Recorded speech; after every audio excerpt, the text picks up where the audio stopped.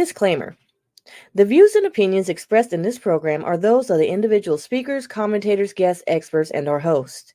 They do not explicitly or necessarily reflect nor represent the network broadcaster channel and/or program's policy or the views held by this network broadcaster channel or program. The network broadcaster channel or program cannot be held accountable for all or any views expressed during this program.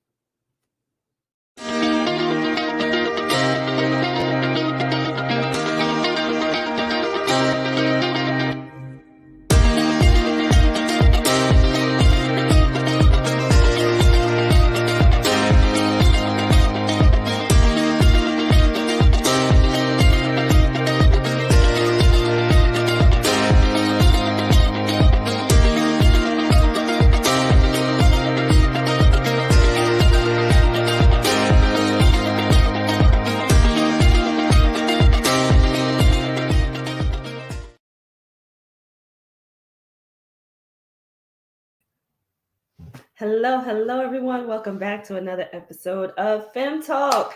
How are you doing out there, Fem Talk Nation? We are getting started. We have a special show for you tonight. So I'm not going to delay this. I'm going to bring in the beautiful ladies of Fem Talk. We have Shima She Talks. All right. And we also have Dr. Melissa Simmons. And it looks like She is on mute. Hello. Yeah, I just realized that.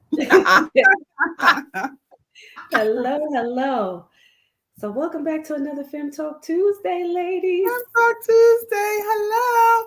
Oh, happy birthday. Happy birthday to you. Yes. It was his birthday this weekend. Woo. Thank you. I am 25 once again, 28 times. So let's get started. I'm super excited about Ask Fem Talk, everyone. So we're going to get started with that. Take it away. We're going to do Ask Fem Talk. And I guess we did.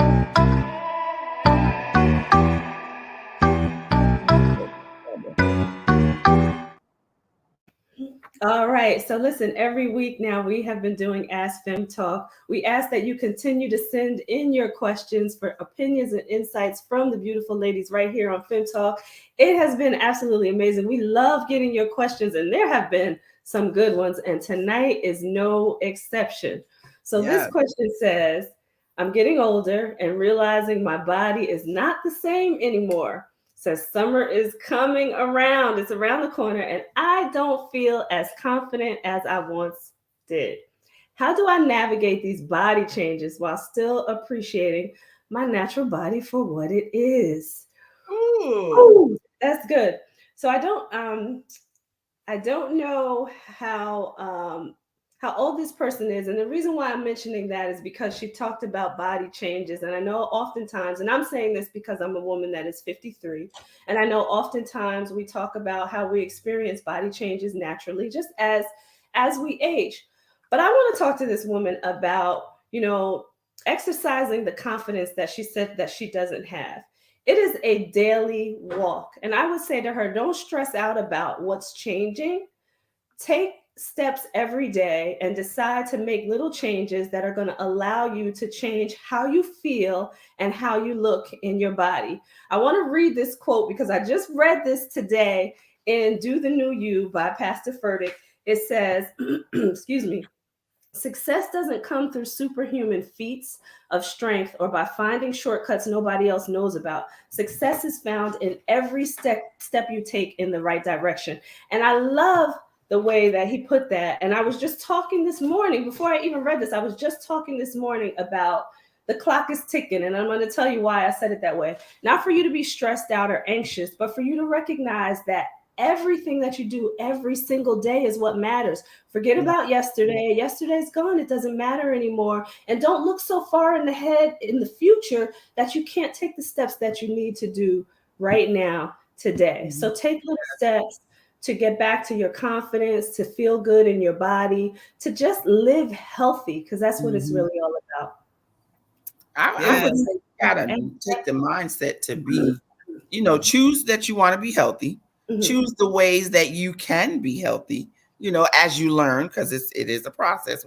Listen, I'm on that journey, but embrace the changes and then pick the things that you like about you, Mm. even the change things.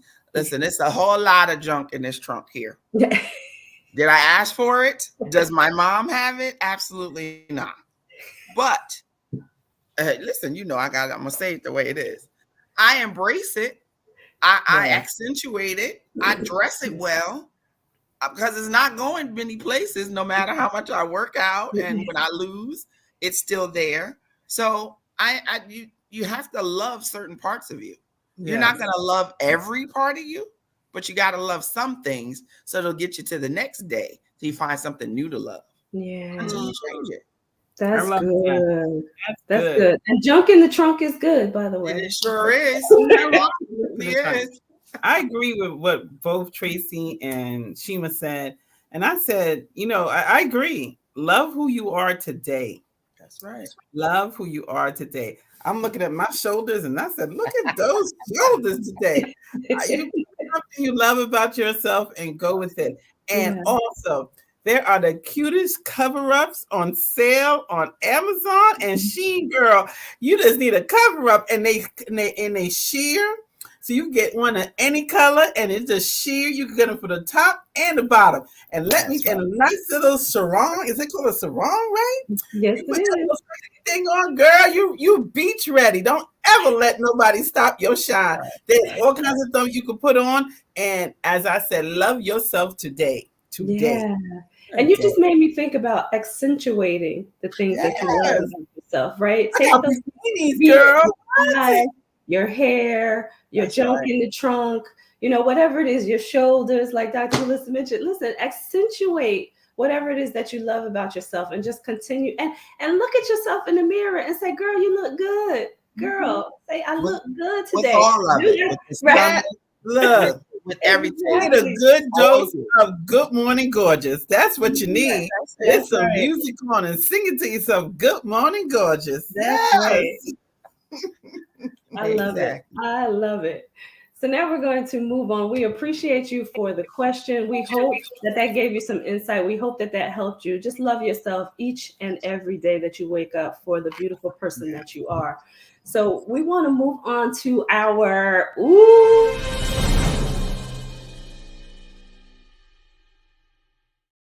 Woo, wait. It's not tonight, yes. too.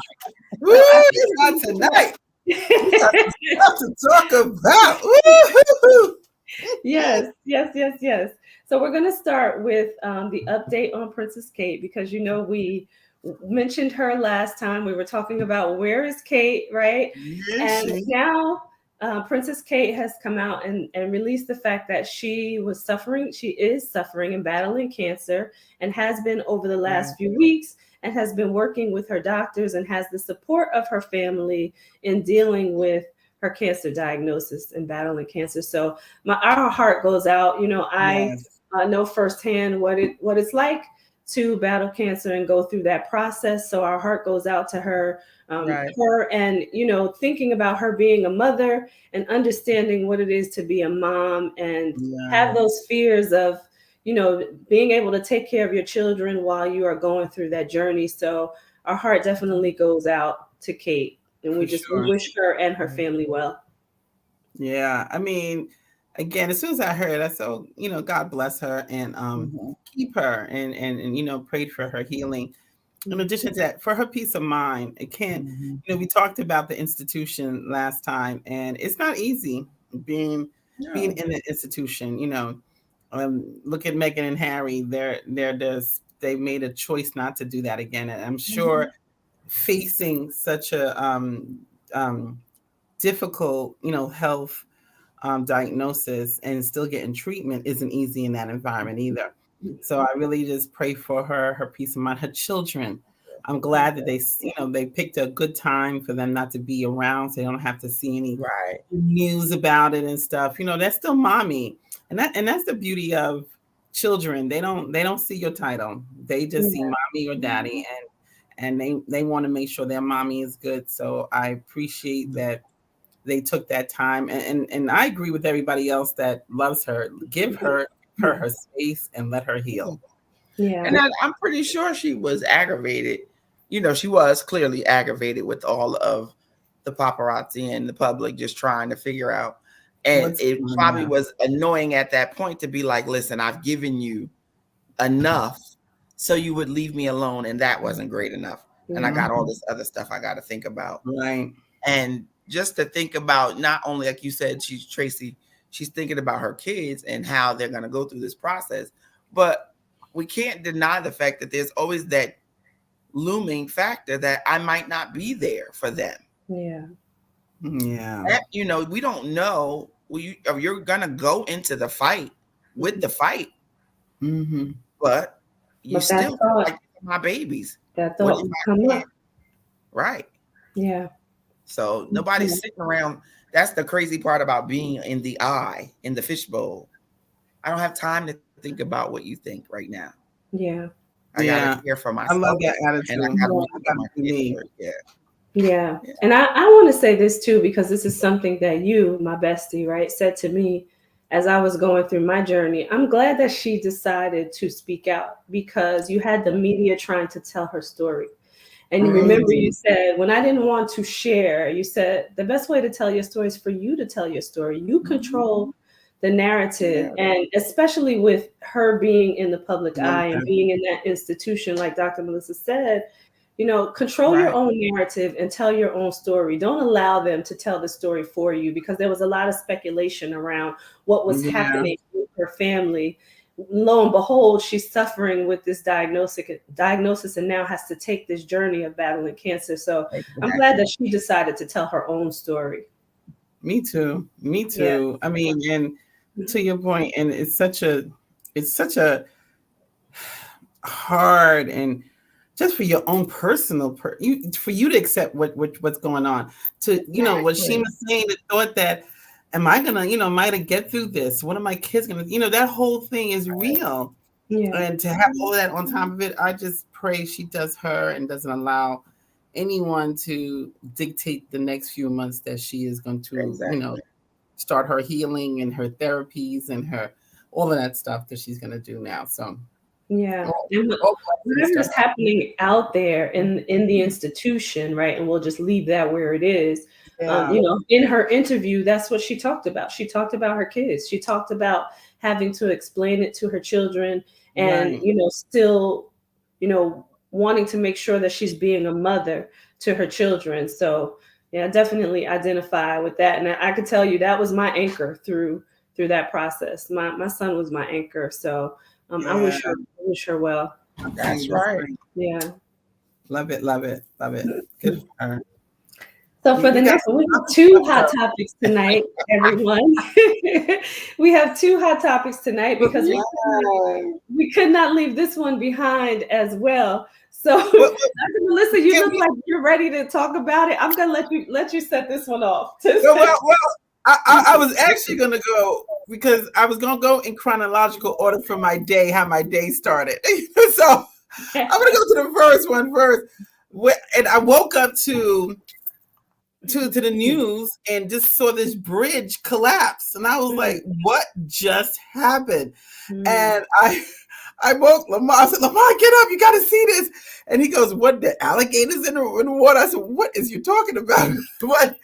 Because he didn't know.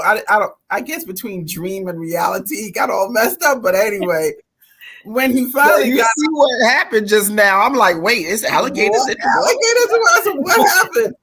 But I mean, I've never seen it. What it reminded me of? It reminded me of 9/11.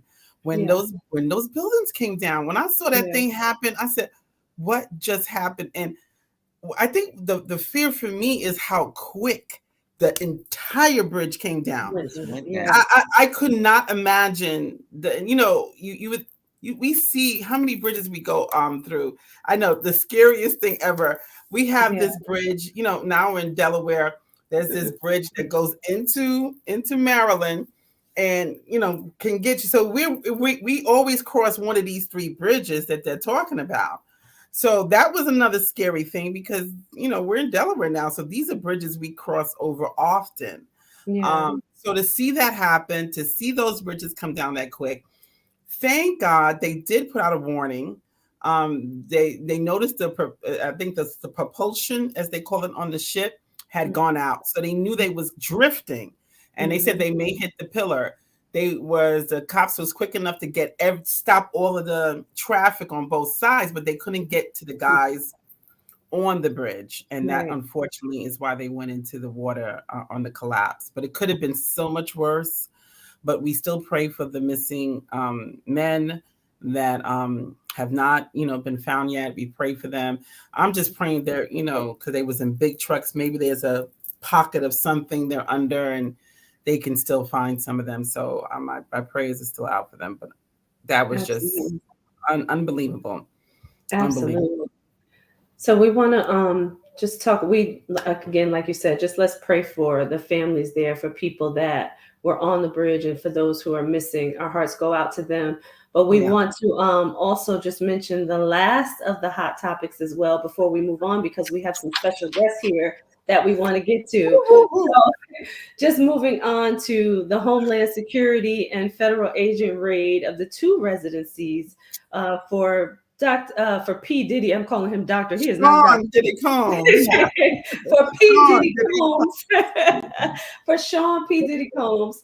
So there's a lot of alleged charges around, why they went in, and they're saying for sex trafficking, also for drug trafficking and narcotics, and also for firearms. So we don't know, exactly what's happening. We do know that no one has been arrested thus far. The attorney in this case said that it was a very aggressive raid, and they did bring approach out of the home in handcuffs, and they definitely damaged the home pretty severely. Actually, the home was a mess. They showed pictures of the home, and the home was a mess. And I want to say this. I know when people have alleged charges and it's something that serious, they have to take it serious. But you have to think about, everybody in the household may not be a part of what's happening, right? So then to go in so aggressively and damage people's homes, and there may be kids in there may be wives, there could be grandmothers. We don't know who's in the home. So I always wonder why they go in so aggressively. Because if you're going to get that person, bring them out and start and look around and take what you need to take. But, why do they have to damage so much? I mean, if you could see the pictures of the house, it was horrible. Horrible. And that's not to make light of what he's being accused of. Not at all. Right. And sadly, some people go in with the mindset of, we're going to teach this person a lesson. Or, he thinks he's, he thinks who he is. So we're going to tear up all his stuff. So we're going to show that he's not mindset. Right. It is a psyche. It is definitely a psyche. The intent is to scare enough to let people know that we're not playing. They that was intentional, to let them know this is serious, to let people know it's serious, to let don't take this as lightly.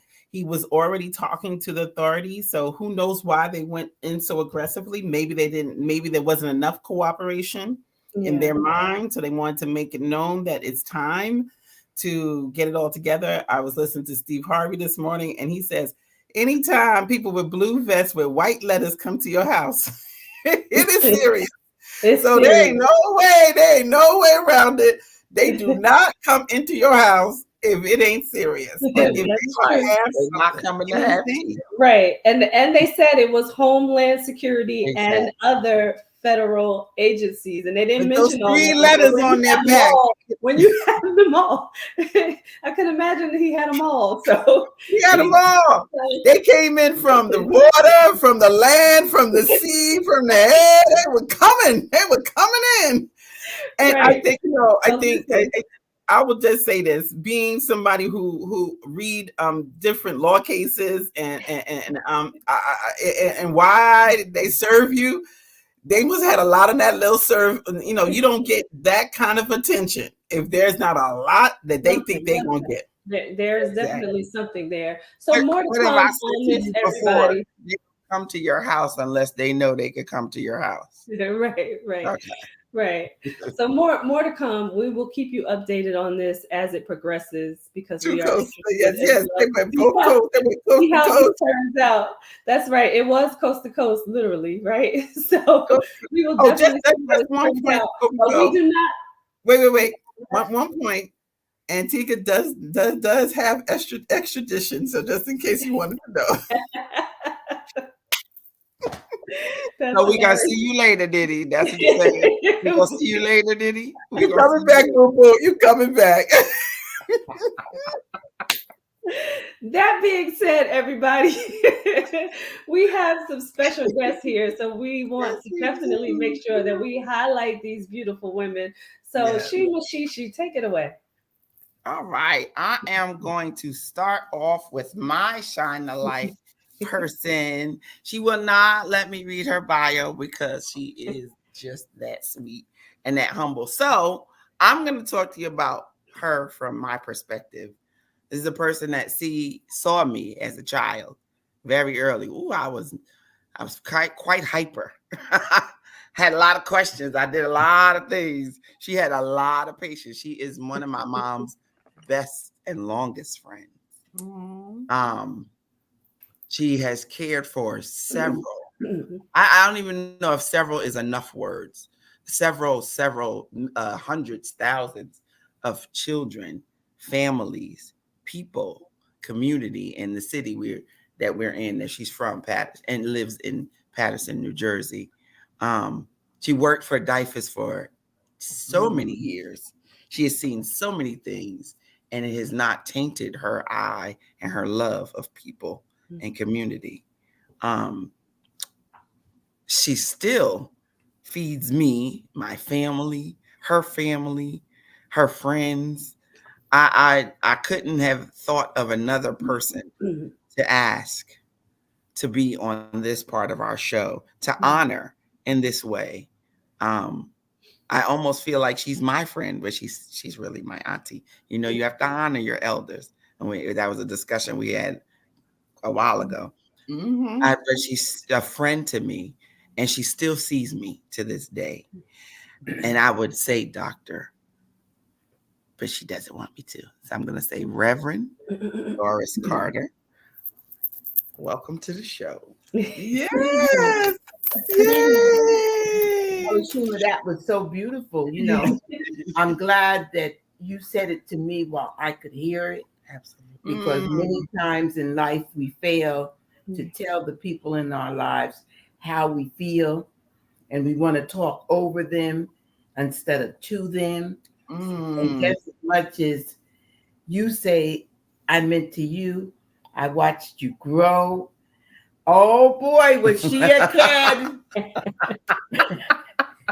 I used to go over Jeanette's, and as soon as I come there, Shima got that look. I said, can I ask you a question? I said, okay, ask me, Shima. And I give her an answer. But then sometimes Jeanette said, why don't you come over? I said, Shima, if you keep Shima away from me, I'll come over. But she always was asking questions. But I have to say, just as proud as she says she is of me, I am of her. It's a mutual. Oh, that's so sweet. Because I see her not just as that little child, inquisitive child, but as this beautiful woman hungry for life and with a spiritualness in her that I know that in her life she's going to be all right, you know, because she has that about her.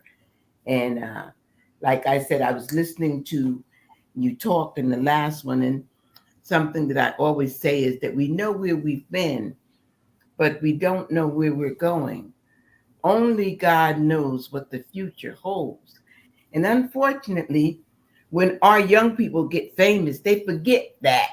They forget that they have to be answerable to somebody. And they could be, you know, I don't understand it, how foolish it can be to go wrong and think that you're never going to get caught. Come on, mother. Yes. And what they fail to realize is the skin that they're carrying. they're going to be treated different than anybody else. Okay. So why y'all acting like you're untouchables? Exactly. Okay, Exactly. you're untouchables until they get ready to get you. That's right.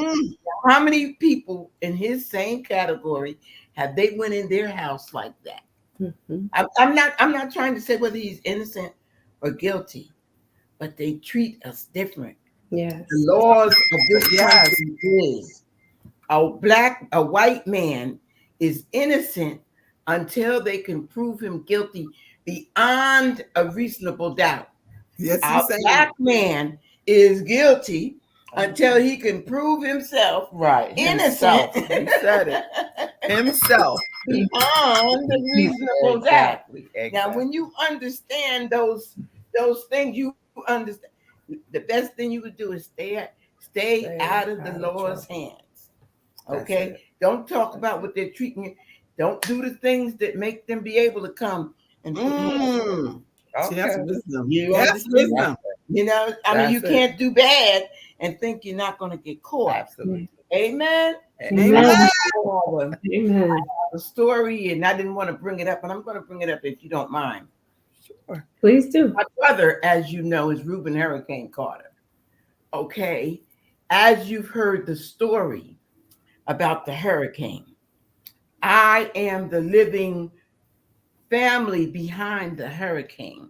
And there were 7 children in our family. And my take, and I was the youngest, I am the youngest, was that I never wanted my mother and father to go through what I witnessed them go through with my brother. So I tried not to, that was always, I didn't want mother and daddy to have to come get me out of jail. Right. You know, I didn't want, and then I knew that the news, you know, if I had done anything wrong, it would have read the hurricane's sister then got locked up. You know what I'm saying? Right. I'm not saying there wasn't a time I might have had done some things that could have got locked up. We all have. But grace and mercy was with me. Yes. I can say today, you know, it's what you do in life is what you get out of life. I'm gonna stop. Life is like that. It's just like the bank. Yeah. If you don't put nothing into it, you can't get nothing out of it. I love it. Yeah. If you don't put nothing in it, you can't get nothing out of it. And I share this with all my nieces and nephews. They say, did Aunt Doris give you the talk? Did she give you the talk yet? This is what I told them. Don't let anyone make you do something you don't want to do. Be a leader, not a follower. Amen to that. Amen. Be a leader. If you make a mistake, let it be your mistake. Right. Okay? Because you're the only one that's going to suffer the consequences. That's right. That's right. I said, that's all I have to say to you. I can't tell you how to do it, when to do it, where to do it. But if you take those thoughts with you, you'll be all right. That's right. Yes. Amen. All right. You know, like I said, God has been good to me. I see why. Yeah. Remember, Doris, I see why she asks you a lot of questions because I feel like I need a few questions too now. That's my ability to answer questions. And being in the ministry, I have people ask me questions just to see what I know in terms of the Bible. They'll come up and say, Reverend Clark, I just want to ask you a question. I have learned through experience to say to them, before you ask me the question, let me ask you a question. If me answering your question will help you get closer to God, I'll try to answer it. But if you are just asking me the question to see that if I know what you think you know, right. I don't have time. I don't have time. Right. I love that. So like I said, you know, people, they want to know what you know. Right. You know what I'm saying? They want to compare. Yeah, you know. That's the problem we have. We're with self-esteem, with confidence, with everything. We want to compare ourselves to everyone else or anything else that we see. Social media, friends, people walking down the street. Our Ask Fem Talk question today. She probably she sees her body changing. but she also compares herself to what she sees out there. Right. So can you love a comparison? Hey, I like that. You can't. You can't love a comparison. You gotta love you. Yeah. You gotta love God first. But then you can once you do that, you can love you and everybody else. Absolutely. I love that. But the That's one good. We have to take a quick break, and then we're going to come back. We're going to introduce our next guest. Don't go anywhere. Miss Doris, you cannot go anywhere. Stay right there.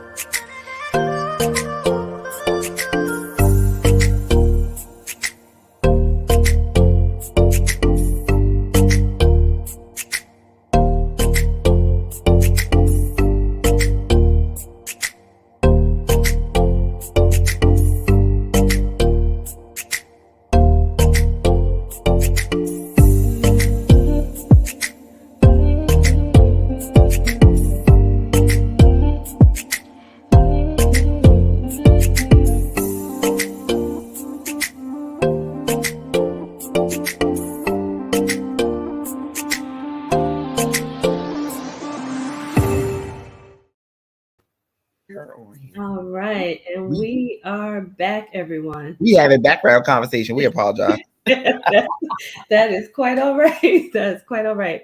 So we are going to bring in our next beautiful guest. Her name is Marilyn Morales, and she is here. She is a very beautiful friend of mine. I met her at a conference, actually, but I wanted to highlight and shine the light on her today because of who she is and what she does.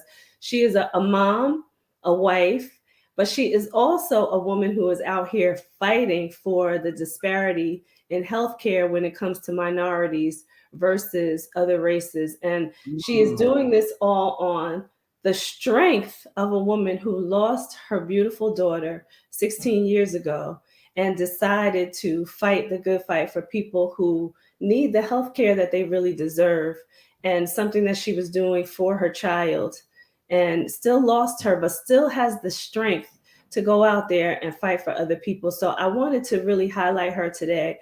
She's just a beautiful person, though. She's real. She's real as they get, but she's out here doing so many things. You know, she's still working. She's still a mom. She's still a wife.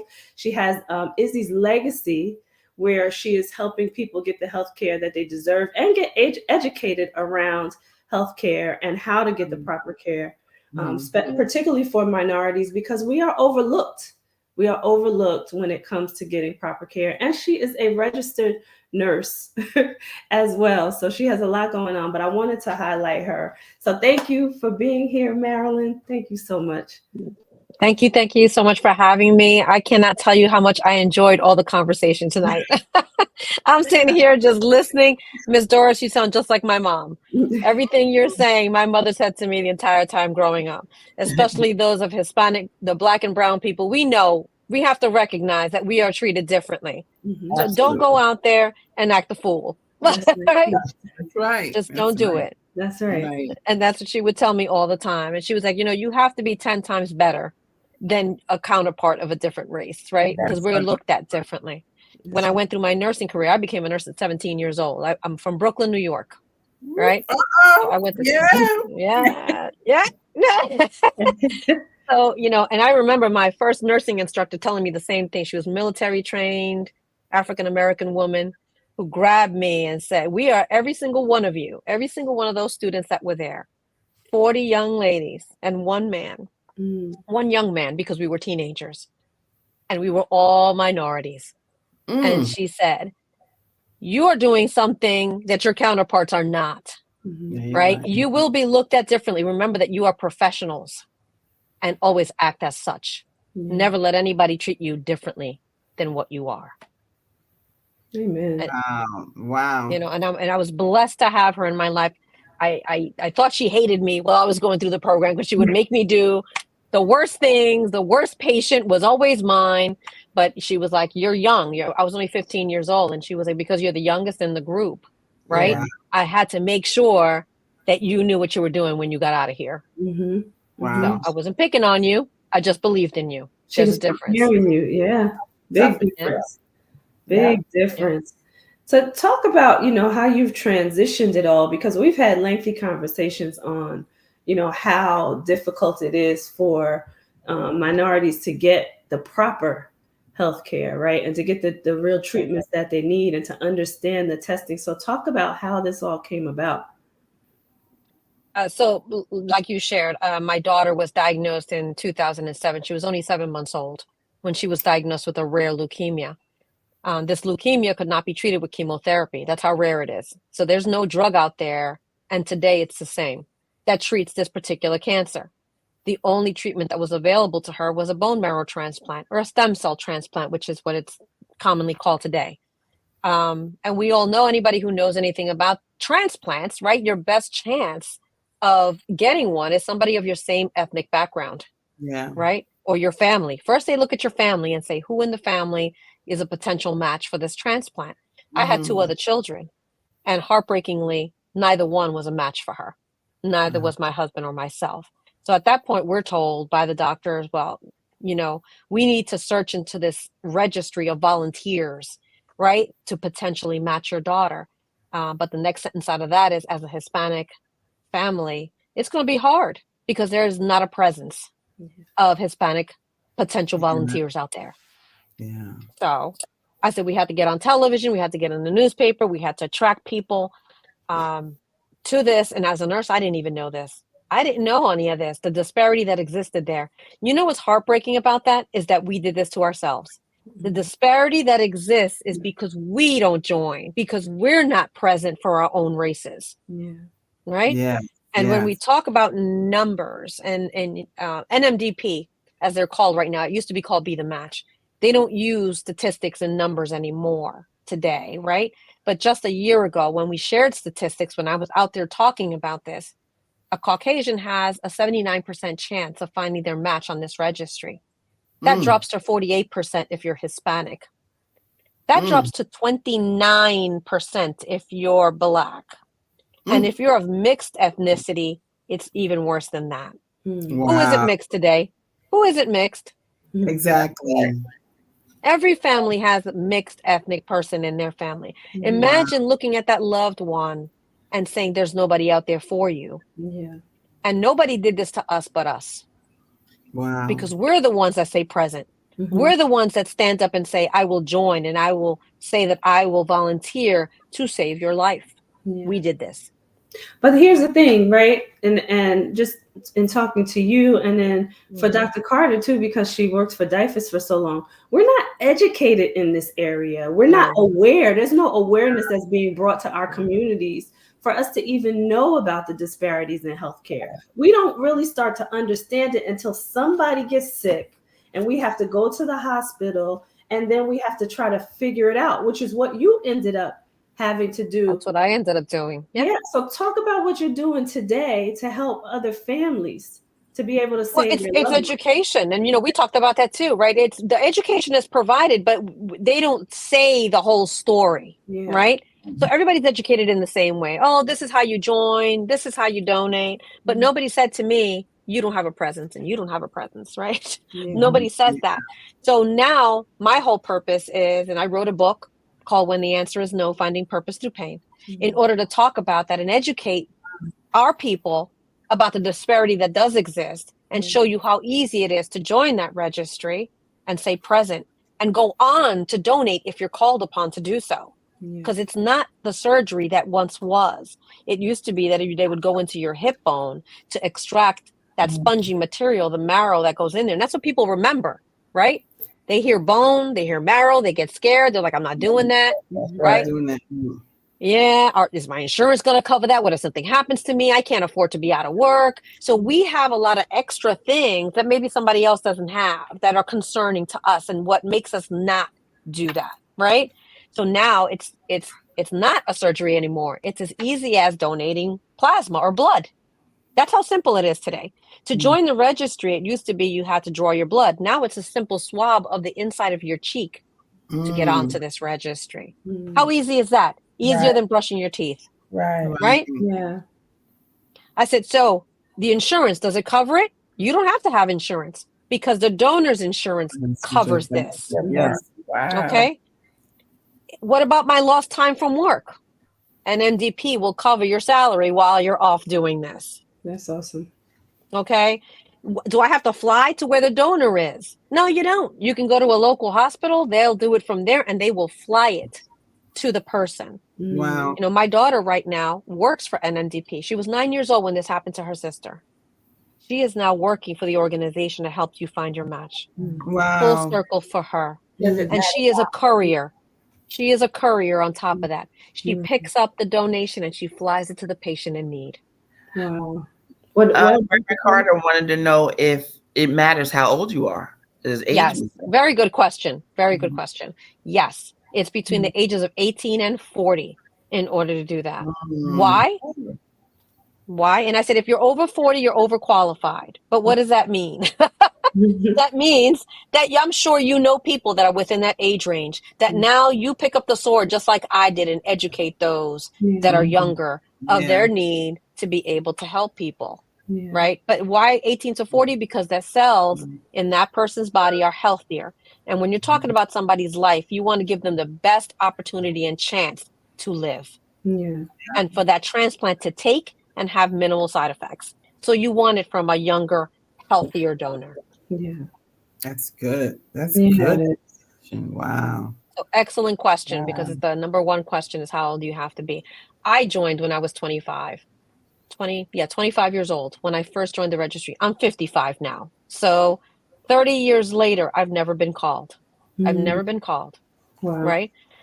And I stay on the registry. Once you join the registry, by the time you're 40, you stay on till you're 60. So you're able to donate until you're 60 years old. So I've got a good 5 years left to be called. 40. Okay. Yeah. But you have to register before 40. So then You that have to means register our before job 40. is to, like you said, our job is to recruit.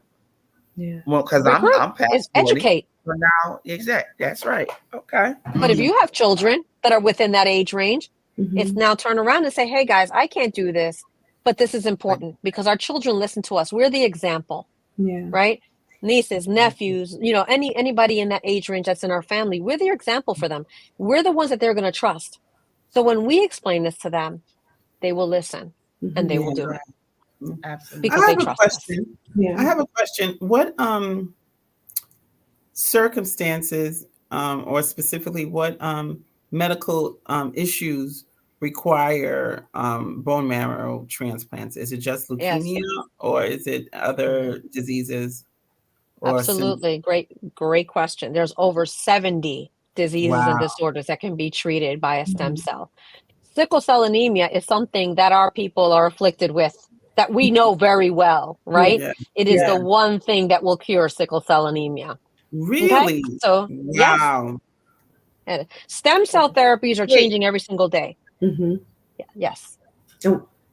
What do you think about the stem cells that they're now providing through like other methods, like patches, and is there any validity to those things as like preventative care versus, you know, once somebody's already sick with something?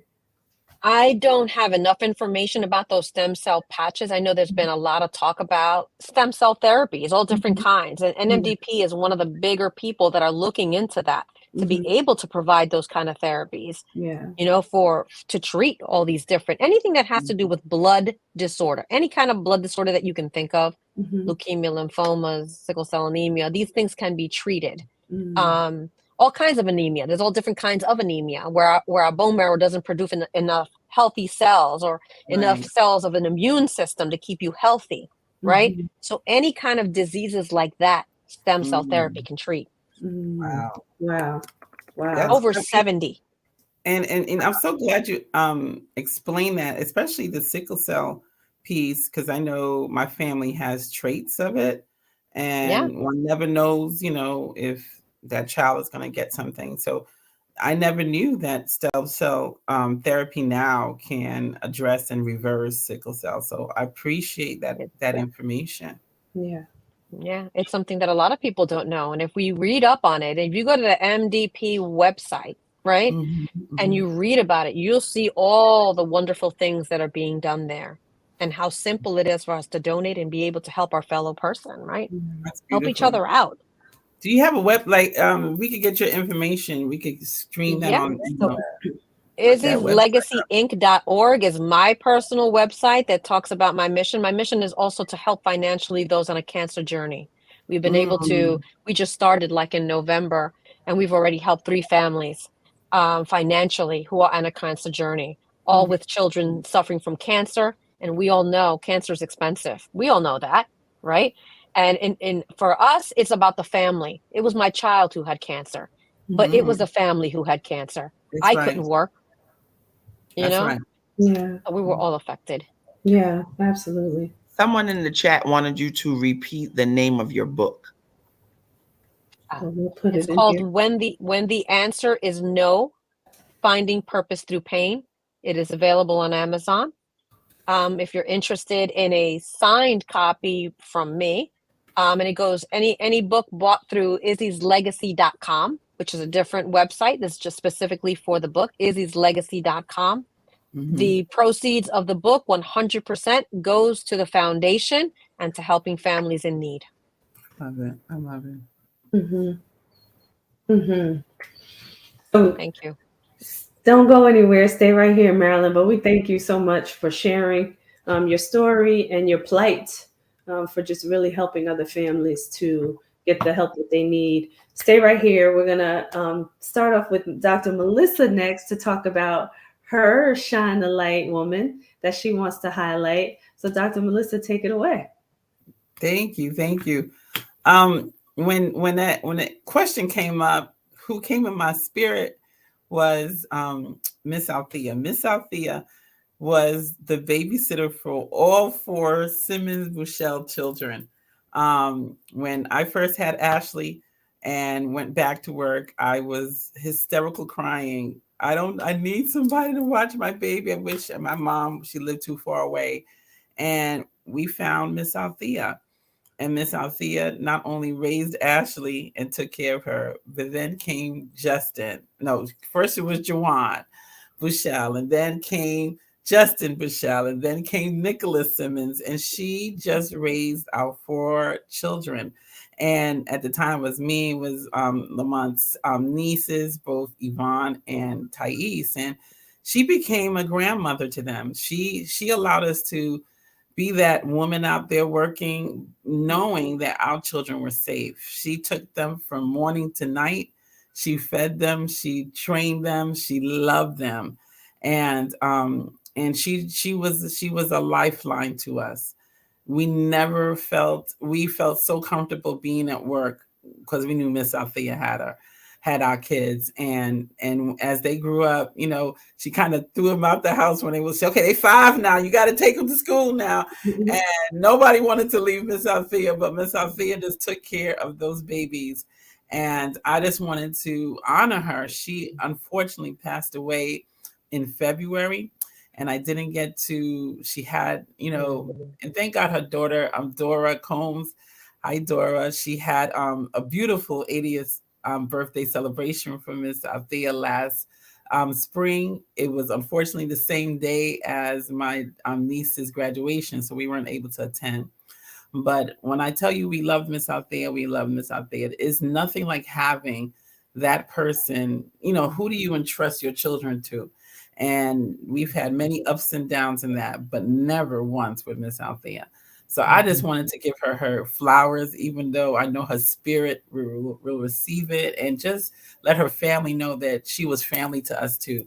And she took them from baby to big children. And when I shared that with the kids this afternoon, they were like, Miss Althea. And they immediately remembered. Ashley said, she loved me. She fed me. She taught me. She said, Miss Althea taught me how to eat fish with bones, mommy. So I mean, it was practical things. And I never forget this one story. Ashley, they loved Ashley. Ashley was their child. And Ashley found her way in one of the cars. Like, I think they used to put in a car display with her, but Miss Miss Inquisitive Child went into the car and put the car in drive, and the car hit the house, and I was like, oh, what is Ashley doing?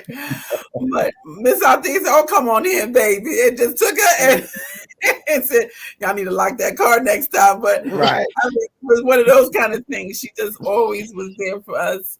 Even when we had things that we had to take care of and sickness and disease hit the family, she came and took those babies from us and said, don't worry, I got them. You do what you need to do. So she was that kind of person. And I just want to give her flowers and say, I love you. I know you're in heaven now, but I want you to hear the spirit and her family to know that the Simmons Bushell family loved Miss Althea. So That's right. I think we have a picture for Miss Althea. You can show her and let us see her and the big kids and little kids that she took care of. So we love you and thank you. So Amen. I thought we had pictures. Maybe we don't have them no more. That was my person. That was my person. Amen. Yeah. All right. So we wanted to just give our guest of honor opportunity to give some closing remarks before we close out the show. Anybody can start. Any closing remarks? Okay, I wanted to say what the last Shima had said. She mentioned something about love, and it was a thought that came to my spirit today that I shared with Shima, and it was that love can be taught, but love can't be bought. Love, hate can be bought, and hate can be taught. But love is what makes the world go round. Right. Amen. Amen. That's beautiful. Listen, that was enough. Mic drop. Absolutely. There's no topping that. There's no topping that. That's right. That's right. So we want to say thank you to everybody. And we just wanted to highlight, what we've been discussing, because we've been honoring Women's History Month all month and honoring the amazing women out there. So we talked about hidden figures, not only from the movie, everyone, but we talked about the hidden figures that people don't really talk about, the feats and all the obstacles that women had to climb and all that they have accomplished. We talked about the disparities between women and men, particularly in the workforce, and how we're not treated the same. We also discussed, and I have some things written down because I couldn't remember all of it, but we do not want to forget the Girl Bossed Up Leadership Summit, because that happened right here in March during Women's History Month. It was actually on Women's International Day. So, and that was an absolute amazing summit. If you missed that, you want to make sure that you are there for the next one, because chains are broken, women are empowered.